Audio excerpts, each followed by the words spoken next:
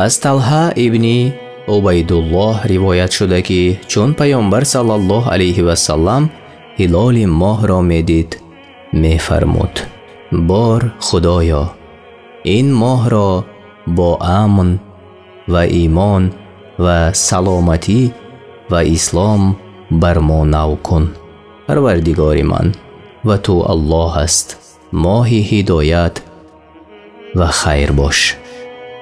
این معنای حدیث. از انس رضی الله عنه روایت است که رسول الله صلی الله علیه و سلم فرمود: سحری کنید، زیرا در سحری ها برکت است. از زید ابن ثابت روایت است که گفت: با رسول الله صلی الله علیه و سلم سحری نموده سپس به نماز ایستادیم. گفته شد که چقدر در بین آن فاصله بود؟ گفت: به اندازه تلاوت 50 آیت. از ابن عمر رضی الله عنه روایت شده که گفت: رسول الله صلی الله علیه و سلم دو مؤذن داشت، بلال و ابن مکتوم، و رسول الله صلی الله علیه و سلم فرمود: چون بلال به شب از آن میدهد بخورید و بنوشید تا اینکه ابن مکتوم از آن دهد. گفت: و در بین آنها فاصله چندانی نبود مگر اینکه این فرود آید و دیگری بالا رود، یعنی چون بلال فرود آید و ابن مکتوم و بالا براید. در حدیث دیگر چنین آمده است: از عمر ابن عاص روایت شده که رسول الله صلی الله علیه و سلم فرمود: فرق میان روزه ما و روزه اهل کتاب سحری کردن است. این لحظه درباره فضیلت شتافتن به افطار و آنچه که پس از افطارش بگوید. از سهل ابن سعد روایت است که رسول الله صلی الله علیه و سلم فرمود: همیشه مردم در دینشان بخیرند تا مادامی که در افطار شتاب نمایند.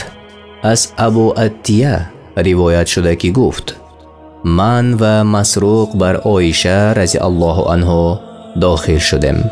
مسروق به وی گفت: دو نفر از اصحاب محمد صلی الله علیه و سلم هستند که هیچ کدامشان در انجام کار خیر کوتاهی نمی کنند. یکی از آنها در ادای نماز مغرب و افطار عجله می کند و دیگر نماز مغرب و افطار را به تأخیر می گذارد. عایشه رضی الله عنها گفت: کدامی در نماز مغرب و افطار عجله می کند؟ گفت: عبدالله رضی الله عنه. وی گفت: رسول اکرم صلی الله علیه و سلم این گونه عمل می نمودند، یعنی در نماز مغرب و افطار شتاب می کردند. از ابو هریره رضی الله عنه روایت است که گفت: رسول الله صلی الله علیه و سلم فرمود: الله تعالی فرمود: محبوب ترین بندگانم نزدم کسی است که در افطار پیش از همه شتاب کند. همچنین از عمر ابن خطاب نیز روایت شده است که رسول الله صلی الله علیه و سلم فرمود: چون شب از اینجا یعنی مشرق روی آورده و روز از اینجا یعنی مغرب پشت گرداند و آفتاب غروب کند، همانا روزدار افطار نموده است. یعنی این زمان است که افطار روا می شود، خواه روزدار افطار کند یا نکند.